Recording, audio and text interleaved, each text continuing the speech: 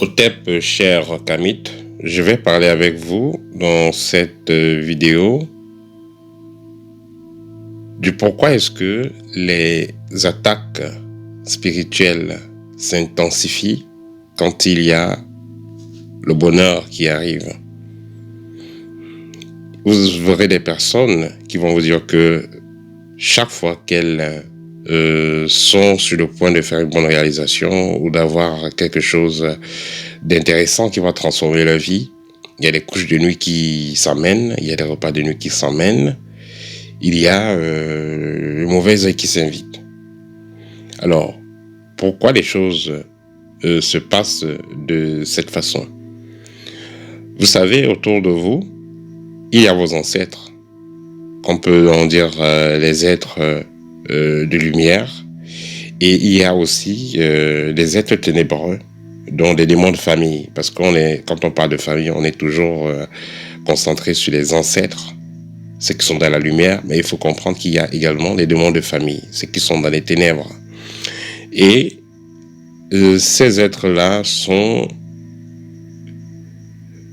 concentrés sur votre évolution, dont le but c'est qu'il n'y ait pas d'évolution.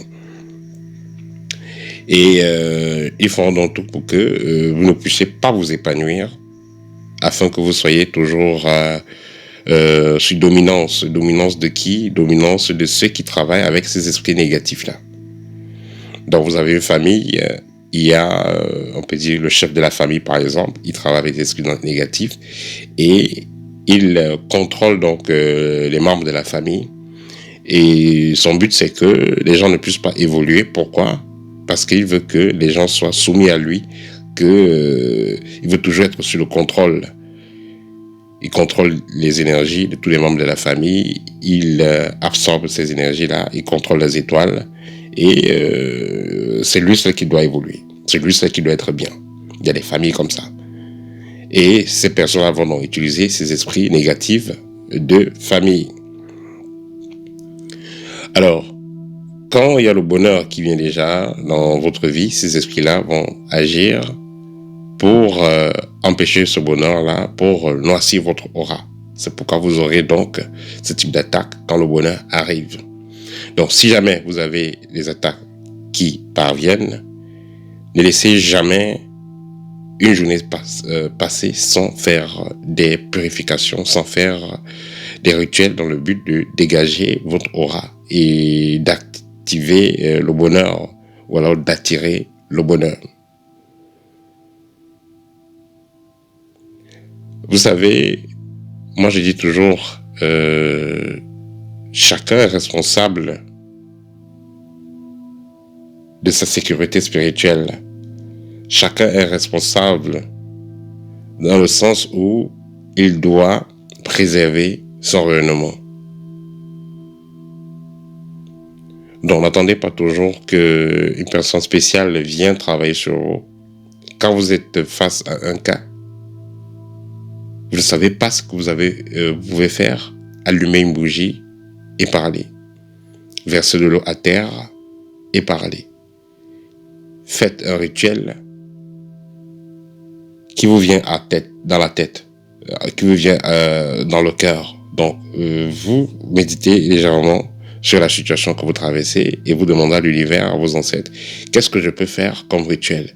Vous restez silencieux pendant quelques instants. Ce qui vous vient dans la tête, vous le faites. Donc, faites d'abord quelque chose. Et la suite, si le rituel que vous avez fait n'est pas assez pour résoudre votre problème, l'univers va vous diriger vers quelqu'un qui pourra vous aider à résoudre ce problème. Le plus important, c'est la volonté. Vous savez, la plupart des personnes qui sont décédés par la sorcellerie ou qui ont des profonds blocages, des profondes difficultés liées à la sorcellerie, c'est les personnes qui, à un moment donné, se sont laissés aller. Ils ont dit, bon, ça sort comme ça sort, ce qui va arriver arrivera. Non, vous devez toujours donner votre point de vue, vous devez toujours dire à l'univers ce que vous voulez, ce que vous souhaitez, accepter ce qui est bon et refuser avec la dernière énergie ce que vous ne voulez pas.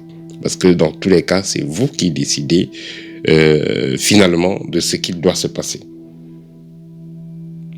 Le plus important, c'est la volonté et la détermination. Voilà, c'était le petit partage que je voulais faire avec vous aujourd'hui en ce qui concerne les situations, en ce qui concerne les difficultés qui viennent avant le bonheur. Comme quelqu'un le dit souvent, plus grand sont tes embûches, plus grand sera le succès. Les difficultés que tu traverses aujourd'hui te préparent au bonheur que tu as demandé. Donc c'est comme ça que l'univers, ou alors nos ancêtres, nous préparent au bonheur qui est à venir, avec des difficultés, avec des difficultés qui nous font traverser, pas forcément dans le sens de nous détruire, mais aussi pour nous montrer qu'on est capable de surmonter tout ce qu'on pense que on peut surmonter. Voilà, une façon de dire que notre volonté d'aller de l'avant finit toujours par triompher tant que on est focalisé sur ce qu'on veut. Voilà, c'était le petit partage que je voulais faire avec vous aujourd'hui. Au TEP et à très bientôt.